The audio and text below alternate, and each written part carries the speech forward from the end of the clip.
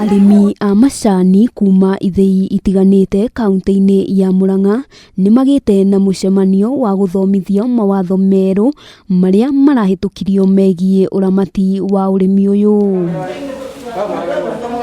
Kuringana na Irungu Nyakera uria ni umwe wa atongoria a arimi mwena uyu, augite mawatho maya meru mangirumirirwo wega nimekuhe murimi mbeca nyingi, kuona marima maria mbeca cia arimi irahorokagira riu ni marikitie guthingwo.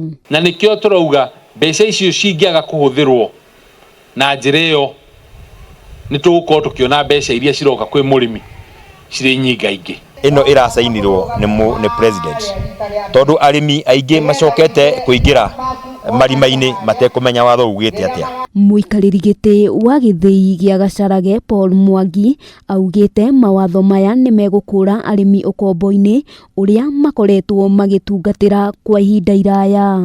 Mbeca iria turarehaga KTDA cietagwo management fee turi ithii cia KTDA riu ni ira reducerwo kuma haria turarehaga 2.5% of the gross surplus riu iratuika turirehaga 1.5% of the net surplus. Ihinda-ini riu arimi ni moritie watho wa ithurano ukorwo ukirorwo keri, haha makiendekithia aria marihuranagira iturwa cia rugamiriri makoragwo mari na kiro makiria ma 500 indi ti kiro 2,000 ta uria kwendekithitio, niguo gutigirira arimi anini ni maheo mweke wa kuhuranira iturwa icio.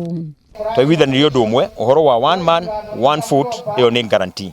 Twacoka twaiguithanirie ati murimi wa macani eguthura na CIA na niyo CIA 5. Gukiri uguo arimi aya maugite ni megucokereria urimi-ini uyu na mekire kio makiria, kuona aingi ni marambitie kumamunya na kuhugukira urimi ungi. Arimi matige kumunya macani macoke mugunda tondu marekirwo mbeca ni President Uhuru Muigai wa Kenyatta. Mieri igithira kana mweri umwe githira nimekwaja kurihwo 50%. Handu-ini Hakameme TV ritwa riakwa ni Wambui wa Njuguna.